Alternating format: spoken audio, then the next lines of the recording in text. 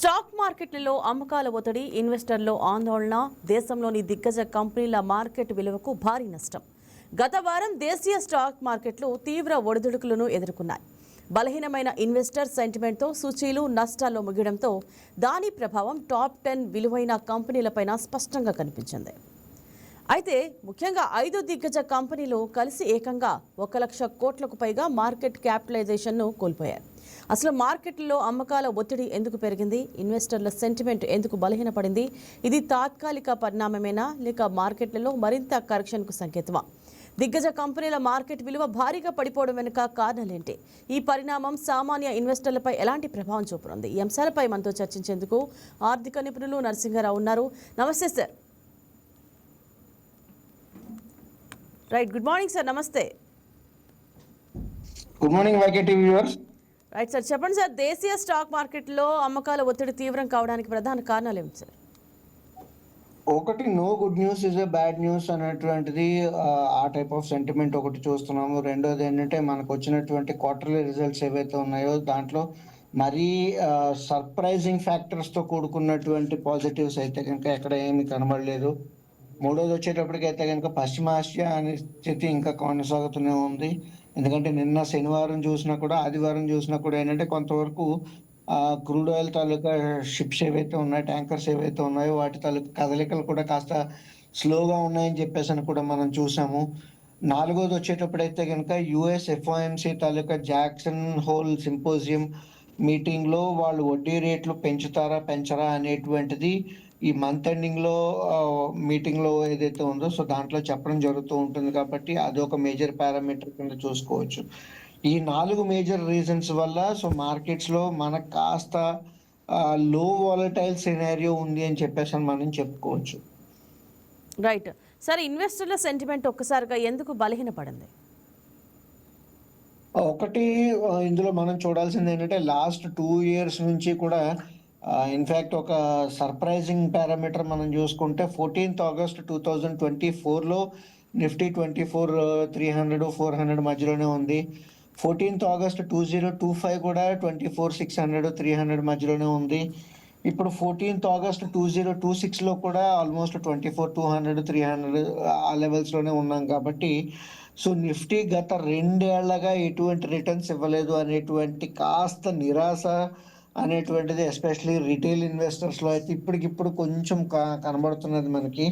And at the same time even FIIs కూడా ఏంటి అంటే రూపీ తాలూకా కంటిన్యూస్ బలహీనత ఏదైతే ఉందో లాస్ట్ ఫైనాన్షియల్ ఇయర్లో కావచ్చు ఆర్ ఈ ఫైనాన్షియల్ ఇయర్లో కావచ్చు, ఎఫ్ఐఎస్ కూడా మనీ అనేటువంటిది వాళ్ళు కూడా చూడలేదు. కాబట్టి సో ప్రతి ఒక్కరికి ఆ నిరాశ అనేటువంటిది క్లియర్ కట్గా కనబడుతున్నది. కాబట్టి and at the same time positive news అనేటువంటిది ఎక్కడ ఏమీ కనబడట్లేదు మార్కెట్స్ పెరగడానికి.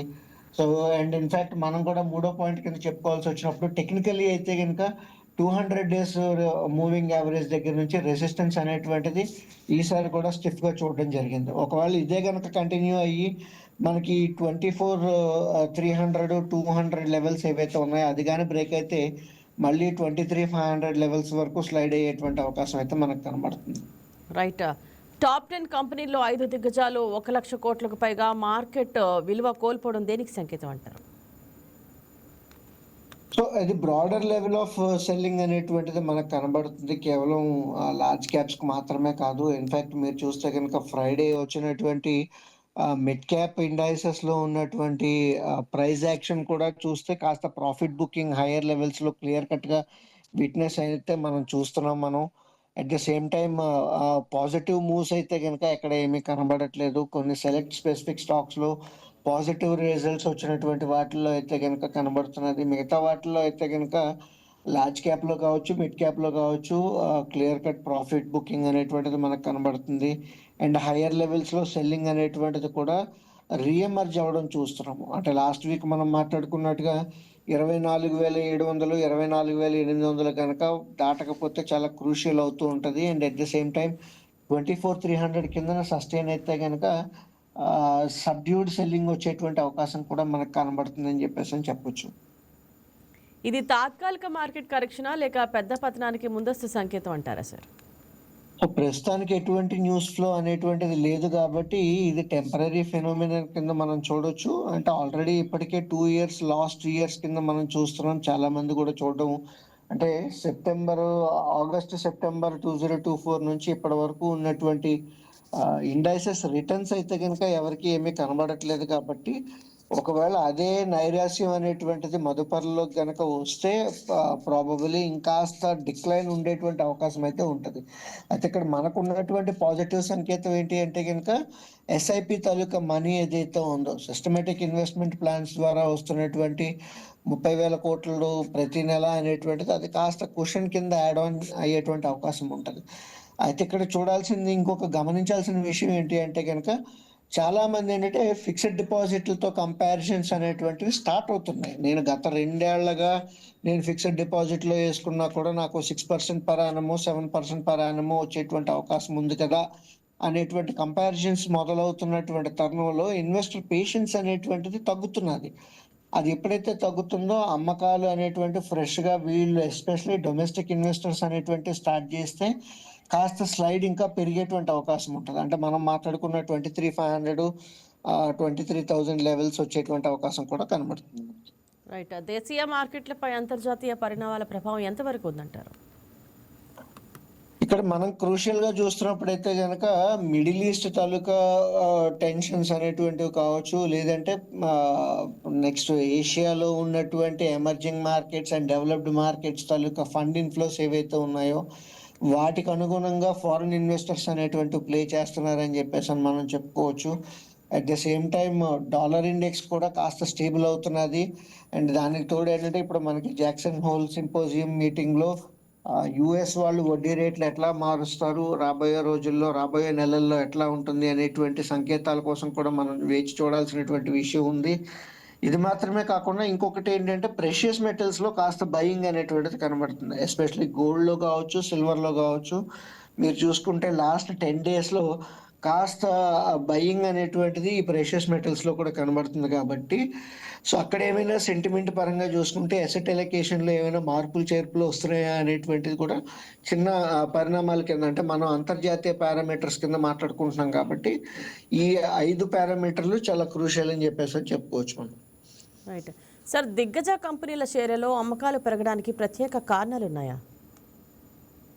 ఇవన్నీ కూడా ఎఫ్ఐఐస్ బాగా హోల్డింగ్ ఉన్నటువంటి కంపెనీస్ అండ్ వాటిల్లో కూడా ఏంటంటే బ్యాంక్స్‌లో కూడా కాస్త ప్రాఫిట్ బుకింగ్ అనేటువంటిది చాలా క్లియర్ కట్‌గా కనబడుతుంది. ఇండెక్స్ అంటే నిఫ్టీ 50లో ఉన్నటువంటి వెయిటేజ్‌లో బ్యాంక్స్ అండ్ ఫైనాన్షియల్ సర్వీసెస్ తాలూకా వెయిటేజ్ చాలా ఎక్కువ ఉంది కాబట్టి, ఆ వెయిటేజ్ ఏదైతే ఉందో ఓవర్ కరెక్షన్ నుంచి అంటే ఓవర్ వెయిట్ నుంచి ఇప్పుడు అండర్ వెయిట్‌కి మారుతున్నటువంటి పరిణామాలైతే మనకు చూస్తున్నాము. ఎందుకంటే డొమెస్టిక్‌గా కూడా బ్యాంకింగ్ స్టాక్స్ అనేటువంటిది ఎస్పెషల్లీ ప్రైవేట్ సెక్టర్ బ్యాంక్స్ అనేటువంటిది వాటిలో బయింగ్ అనేటువంటిది ఎస్పెషల్లీ గ్రోత్ నంబర్స్ పరంగా చూసుకున్నా కూడా లాస్ట్ క్వార్టర్లీ రిజల్ట్స్ గానీ, లేకపోతే గైడెన్స్ ఏవైతే ఇచ్చాయో వాటి పరంగా చూసినా కూడా ఏంటంటే ఈ ప్రైవేట్ బ్యాంక్స్‌లో గ్రోత్ అనేటువంటిది క్లియర్ కట్‌గా కనబడట్లేదు. పిఎస్యు బ్యాంక్స్‌లో అయితే గనుక కాస్తో కోస్తో పాజిటివ్ గైడెన్స్ ఇస్తున్నాయి. రిజల్ట్స్ అనేటువంటివి పాజిటివ్ ఉన్నాయి కాబట్టి, సో ప్రైవేట్ బ్యాంక్స్ నుంచి పిఎస్యు బ్యాంక్స్‌లోకి కాస్త ఫండ్ ఇన్‌ఫ్లో అనేటువంటిది మారుతున్నదని చెప్పుకోవచ్చు. అండ్ మిగతా ఇండెక్స్ హెవీ వెయిట్స్ ఏవైతే ఉన్నాయో రిలయన్స్ కావచ్చు, ఎల్ఎన్‌టీ కావచ్చు, ఐటీసీ కావచ్చు ఆర్ ఐటీ స్టాక్స్ ఏవైతే ఉన్నాయో వాటి పరంగా చూసుకున్నప్పుడు కూడా ఏంటి అంటే ఐటీ స్టాక్స్ కొంతవరకు మనకు సపోర్ట్ ఇవ్వడం జరిగింది. బట్ మిగతా స్టాక్స్ ఏవైతే ఉన్నాయో రిలయన్స్ గానీ, ఎల్ఎన్‌టీ గానీ లేతే to an extent auto stocks గానీ, ఐటీసీ గానీ వీటిల్లో ఏంటంటే కాస్త ప్రాఫిట్ బుకింగ్ అనేటువంటిది చాలా క్లియర్ కట్‌గా కనబడుతున్నది మనకి. అండ్ వాటిల్లో కూడా చూసుకునేటప్పుడు ఇవన్నీ కూడా ఏంటంటే ఎఫ్ఐఐ హెవీ స్టాక్స్ కాబట్టి ఎఫ్ఐఐస్ జనరల్‌గానే టెక్నికల్లీ షార్ట్‌గా ఉన్నారు మార్కెట్‌లో. అంటే నిఫ్టీ తాలూకా లాంగ్ షార్ట్ రేషియో చూసుకుంటే 88% వాళ్ళు షార్ట్ సైడ్ ఉన్నారు కాబట్టి, ఇవన్నీ నిఫ్టీ హెవీ వెయిట్స్ కాబట్టి ఆబ్వియస్‌లీ వీటిలో కూడా షార్ట్స్ అనేటువంటివి పైలప్ అయ్యాయని చెప్పేసి చెప్పుకోవచ్చు మనం. రైట్. ప్రస్తుతం మార్కెట్‌లో ఇన్వెస్టర్లు అప్రమత్తంగా ఉండాల్సిన అవసరం ఉందంటారా సార్? 24,200, 24,300 నిఫ్టీ లెవెల్స్ ఏవైతే ఉన్నాయో అవి గాని బ్రేక్ అయితే గనుక కాస్త కాషియస్‌నెస్ అనేటువంటిది సజెస్ట్ చేస్తాము. యాస్ ఎ రిసర్చ్ అనలిస్ట్‌గా చెప్పాల్సొచ్చినప్పుడైతే గనుక వాళ్ళకున్నటువంటి పోర్ట్‌ఫోలియోలో 50% ఆఫ్ ద పోర్ట్‌ఫోలియోస్‌కి కాల్ రైటింగ్ ద్వారా గానీ, లేకపోతే పుట్ బయింగ్ ద్వారా గానీ వాళ్ళు హెడ్జ్ చేసుకోవాల్సినటువంటి తరుణం అయితే స్టార్ట్ అవుతుందని చెప్పేసని చెప్పుకోవచ్చు. ఒకవేళ ఎంటీఎఫ్‌లో అంటే లెవరేజ్ పొజిషన్స్ ఏవైతే ఉంటాయో క్యాష్ సెగ్మెంట్‌లో బారో చేసి తీసుకున్నటువంటి పొజిషన్స్ ఏమైనా ఉంటే గనుక వాటికి స్టాప్ లాసెస్ కొంతవరకు మెయింటైన్ చేసుకోవాల్సినటువంటి అవసరం అయితే గనుక కనబడుతుంది. అండ్ ఎస్ఐపి ఇన్వెస్టర్స్ ఎవరైతే ఉన్నారో they can continue their SIP. అంటే ఎస్ఐపిలో ఉన్నటువంటి వాళ్ళకి ఎప్పుడూ కూడా మనం మార్చమని చెప్పము. ఎట్ ద సేమ్ టైమ్ ఏదైనా రోజు మార్కెట్‌లో ఒక 300 points, 400 points kind of down move వస్తే గనుక ఆ రోజు లంప్ సమ్ యాడ్ చేసుకోమని చెప్తున్నాం మనం. సో అదే కైండ్ ఆఫ్ స్టాండ్స్ అయితే గనుక కంటిన్యూ చేయమని చెప్తాము. స్టాక్ స్పెసిఫిక్ ఇన్వెస్ట్‌మెంట్స్ ఏమైనా ఉంటే గనుక ఎస్పెషల్లీ లెవరేజ్డ్ పొజిషన్స్ ఉంటే గనుక వాటికి స్ట్రిక్ట్ స్టాప్ లాస్ మెయింటైన్ చేసుకొని ఎగ్జిట్ అవ్వాల్సినటువంటి తరుణం అయితే గనుక రావచ్చు. రైట్. ఈ పరిస్థితి చిన్న రీటైల్ ఇన్వెస్టర్లపై ఎలాంటి ప్రభావం చూపుతుంది సార్?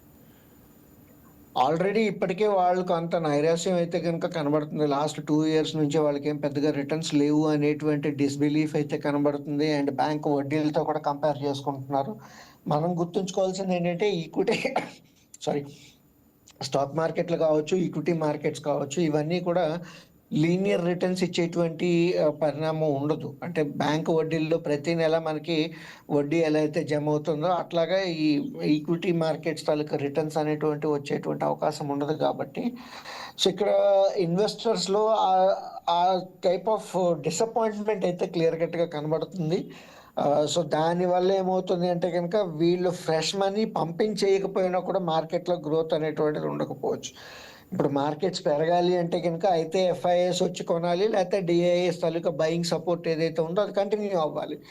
ఇప్పుడు డిఐఎస్ బయింగ్ సపోర్ట్ ఒకవేళ లంప్ సమ్ ఇన్వెస్ట్‌మెంట్స్ ఏమైనా కూడా ఆగినా కూడా చాలా ప్రాఫిట్ బుకింగ్ వచ్చేటువంటి అవకాశం ఉంటది. At the same time FIIs మళ్ళీ ఆగస్ట్‌లో కాస్త స్టాన్స్ ఏమైనా మారుతున్నదా అనేటువంటి కొంచెం డౌట్స్ అయితే వస్తున్నాయి. ఎందుకంటే వాళ్ళ నంబర్స్ చూస్తే జూలైలో పెట్టుబడులైతే పెట్టారు. ఆగస్ట్‌లో మళ్ళీ కాస్త సెల్లింగ్ సైడ్‌కి వస్తున్నారా? And in fact index taluka short numbers చూసుకున్నా కూడా అంటే ఎఫ్ అండ్ డెరివేటివ్స్‌లో ఉన్నటువంటి కాంట్రాక్ట్స్ తాలూకా వాల్యూస్ చూసుకున్నా కూడా ఏంటంటే వాళ్ళు షార్ట్ సైడ్ కాస్త మొగ్గు చూపిస్తున్నారు అని చెప్పేసి అనేది కూడా మనకు కనబడుతుంది. అంటే 2 రకాలుగా కూడా కాస్త నెగటివిటీ అయితే కనుక స్లైట్‌లీ బిల్డ్ అవుతున్నదేమో అని చెప్పేసి అని డౌట్ అయితే వస్తుంది. 200 డేస్ మూవింగ్ యావరేజ్ మనం ఏదైతే మాట్లాడుకున్నామో 24,800 చాలా క్రూషియల్ అయ్యేటువంటి అవకాశం ఇప్పుడు కనబడుతుంది. రైట్. సార్ మార్కెట్ మళ్ళీ పుంజుకోవాలంటే ఎలాంటి పరిణామాలు చోటు చేసుకోవాలంటారు? సో అంటే సబ్సిక్వెంట్‌గా పాజిటివ్ న్యూస్ అనేటువంటిది ఎమర్జ్ అవ్వాల్సినటువంటి అవసరం అయితే చాలా క్లియర్ కట్‌గా కనబడుతుంది. అంటే పాజిటివ్ సర్ప్రైజెస్ అయితే గనుక మార్కెట్‌లో ఎక్కడ ఏమీ కనబడట్లేదు. ఉన్నటువంటి మాన్సూన్ కూడా మనకి వర్షపాతం ఏదైతే ఉందో అది సానుకూలంగా పెద్దగా ఏమి లేదు. ఉన్న సర్ప్రైజెస్ ఏమీ కాకుండా నార్మల్ కైండ్ ఆఫ్ రెయిన్‌ఫాల్ అనేటువంటిది చూసాం మనం. And at the same time inflation ఏదైతే ఉందో ఎస్పెషల్లీ డబ్ల్యూపీఐ కావచ్చు, సిపిఐ కావచ్చు 2 కూడా మరీ హెవీ పాజిటివిటీ అయితే ఏమీ ఇవ్వలేదు. And at the same time FCNRB deposits పరంగా చూసుకునేటప్పుడు ఆగస్టు 30వ తారీఖుని ఆర్‌బీఐ డెడ్‌లైన్ అనేటువంటిది పెట్టుకొని తొందరగానే క్లోజ్ చేసుకుంటుంది. దాని తర్వాత రూపీలో ఏమైనా ఇంపాక్ట్ వచ్చేటువంటి అవకాశం ఉంటుందా అనేటువంటిది కూడా మనం వెయిట్ అండ్ వాచ్ మోడ్‌లో చూస్తున్నాము. At the same time middle east taluka crisis కూడా ఇంకా ఇప్పటికీ అది సెటిల్ కాలేదు. అన్‌సర్టెనిటీ అనేటువంటిది ఇంకా కంటిన్యూ అవుతున్నది కాబట్టి, so all these parameters are giving మరి పాజిటివ్ రిజల్ట్స్ అంటే పాజిటివ్ సర్ప్రైజెస్, పాజిటివ్ న్యూసెస్ అనేటువంటివి ఎక్కడ కనబడట్లేదు. అంటే మార్కెట్లు పెరగడానికి గానీ, పడ్డానికి గానీ పెద్దగా రీజన్స్ అయితే మనకు కనబడట్లేదు. పడ్డానికి రీజన్స్ ఏంటి అంటే okay, no positive sentiment is a negative sentiment అనేటువంటి థాట్ ప్రాసెస్‌లో ఉండడమే గానీ, పాజిటివ్ సెంటిమెంట్ వైపు పెరగడానికి రీజన్స్ అయితే గనుక పెద్దగా సిగ్నిఫికెంట్‌గా ఏమీ కనబడట్లేదని చెప్పేసి మనం చెప్పుకోవచ్చు. రైట్. ఇక ముందు స్టాక్ మార్కెట్‌లో మరింత ఒడిదుడుకులు తప్పవంటారా సార్? లేక త్వరలోనే స్థిరత్వం వచ్చే అవకాశం ఉందా? ఆల్రెడీ ఇప్పటికే లో వాలటైల్ సినారియోలో ఉన్నాము. ఇండియా విక్స్ పరంగా మనం మాట్లాడుకోవాల్సి వస్తే గనుక అరౌండ్ 11 నుంచి 12 మధ్యలో ఉంది. అంటే లోయెస్ట్ వాలటైల్ సినారియోస్‌లో ఉంటది. ఐడియల్‌గా ఇండియా విక్స్ లెవెల్స్ ఎప్పుడైనా సరే 12 నుంచి 14 మధ్యలో ట్రేడ్ అవుతూ ఉంటది. అంటే ఇప్పటికున్నటువంటి ఇండియా వాలటాలిటీ ఇండెక్స్ తాలూకా రీడింగ్ పరంగా చూసుకుంటే బిలో 12 ఎప్పుడైతే ట్రేడ్ అవుతున్నదో లో వాలటైల్ ఆర్ లో అన్‌సర్టెన్ ఎన్విరాన్మెంట్ కింద ఉంది అని చెప్పేసి చెప్పుకోవచ్చు. అంటే అనిశ్చితి అయితే పెద్దగా లేదు. ఎట్ ద సేమ్ టైమ్ పడ్డానికి తగ్గడానికి మేజర్ రీజన్స్ కనబడట్లేదు, పెరగడానికి మేజర్ రీజన్స్ అయితే సిగ్నిఫికెంట్ రీజన్స్ అయితే ఏమీ కనబడట్లేదు. కాబట్టి ఇప్పుడున్నటువంటి లో వాలటైల్, లో గ్రైండింగ్ కైండ్ ఆఫ్ మూవ్ ఏదైతే ఉందో, అంటే ప్రతిరోజు ఇంట్రాడేలో ఒకప్పుడైతే గనుక 200, 300 పాయింట్లు ఇంట్రాడేలో మూవ్‌మెంట్ ఉండేది నిఫ్టీలో. ఇప్పుడేంటంటే 100 పాయింట్లు, 150 పాయింట్లకు మించి మూవ్‌మెంట్ అయితే గనుక రావట్లేదు. అంటే అంత తక్కువ వాలటాలిటీ అనేటువంటిది చాలా తక్కువ రోజులు ఉండేటువంటి అవకాశం ఉంటది. ఇప్పటికే ఆల్రెడీ గత 20 రోజుల నుంచి ఈ లో వాలటైల్ రైట్. మూవ్‌మెంట్స్ అనేటువంటివి మనం చూస్తున్నాము. రేంజ్ ఎక్స్‌పాన్షన్ పాసిబిలిటీస్ అయితే గనుక కనబడుతున్నాయి. బట్ అది ఎటుపక్క కనబడుతుంది, వాలటాలిటీ ఎటుపక్క ఇంక్రీజ్ అవుతుంది అనేటువంటిది వెయిట్ అండ్ వాచ్ మనం చూడాల్సినటువంటి టైం ఉంది. Right sir. రీటైల్ ఇన్వెస్టర్లు ఇప్పుడు ఏం చేయాలంటారు సార్? అంటే ఇప్పుడు షేర్లు అమ్మేయాలా లేక వేచి చూడాలా?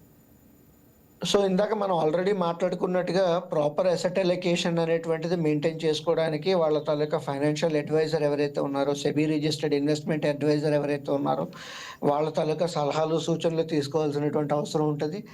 యాజ్ ఎ రిసర్చ్ అనలిస్ట్‌గా నేను చెప్పాల్సి వచ్చినప్పుడైతే గనుక మార్కెట్స్‌లో ప్రస్తుతానికి 24,200, 24,300 ఆ లెవెల్స్‌లో సపోర్ట్ అయితే ఉంది కాబట్టి, ఆ సపోర్ట్స్ హోల్డ్ అవుతున్నంత సేపు వాళ్ళ తాలూకా పొజిషన్స్ ఏవైతే ఉన్నాయో వాటిని హోల్డ్ చేసుకోవచ్చు. సపోర్ట్ బ్రేక్ అయిన తర్వాత వాటిని హెడ్జ్ చేసుకోమని చెప్తున్నాం. ఎందుకంటే సిగ్నిఫికెంట్‌గా డౌన్ మూవ్ వచ్చేటువంటి, రేంజ్ బ్రేక్ డౌన్ వచ్చేటువంటి న్యూస్ ఫ్లో అయితే ప్రస్తుతానికి ఏమీ కనబడట్లేదు కాబట్టి, కాస్త రిస్క్ తగ్గించుకోవడానికి ఏంటి అయితే గనుక వాళ్ళకున్నటువంటి పొజిషన్స్ ఏవైతే ఉన్నాయో సెప్టెంబర్ సీరీస్ కాల్ ఆప్షన్స్‌ని 25,000 కాల్ ఆప్షన్ గానీ, లేకపోతే 24,700 కాల్ ఆప్షన్ గానీ రైట్ చేసుకోమని చెప్పేసి మనం చెప్తాము. లేదు ఇంకాస్త హెవీ పొజిషన్స్ ఉన్నాయంటే గనుక వాళ్ళు పుట్ ఆప్షన్స్‌తో బై చేసుకొని హెడ్జ్ చేసుకోవచ్చు. It is like an insurance అనమాట. అంటే ఒకవేళ మార్కెట్ పడినా కూడా ఈ పుట్ ఆప్షన్స్ ఏవైతే ఉన్నాయో వాటి నుంచి కొంత ఇన్‌ఫ్లో అనేది వస్తది కాబట్టి లాస్‌లు తగ్గించుకోవడానికైతే పాసిబిలిటీ ఉంది.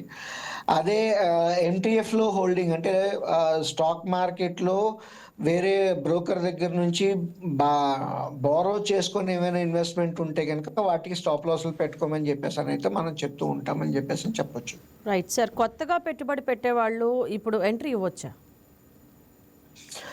మార్కెట్స్‌లో ప్రస్తుతానికైతే గనుక long term especially next 3-4 years అనేటువంటి కాల వ్యవధిలో చూసుకుంటే గనుక yes it is the right time to slowly pump it. మొత్తం అంతా ఒకేసారి జంప్ చేసి పెట్టమని అయితే మనం చెప్పగాని, స్టాగర్డ్ మేనర్‌లో ప్రతి నెల కొంత అమౌంట్ అనేటువంటిది అలొకేట్ చేసుకోవాల్సినటువంటి టైం అయితే స్టార్ట్ అయిందని చెప్పేసని చెప్పుకోవచ్చు. ఎందుకంటే లాస్ట్ 2 ఇయర్స్ తాలూకా స్లో మూవ్‌మెంట్ నుంచి ఇప్పుడు కాస్త మొమెంటం పెరిగేటువంటి అవకాశం ఒకవేళ రాబోయే 6 నెలల్లో లేకపోతే 1 ఇయర్‌లో వస్తే గనుక definitely they will be able to make a good money అని చెప్పేసని చెప్పుకోవచ్చు. కాబట్టి ఈ స్టాగర్డ్ మేనర్‌లో ఇన్వెస్ట్‌మెంట్ చేయమని అయితే మనం చెప్తాం మనం.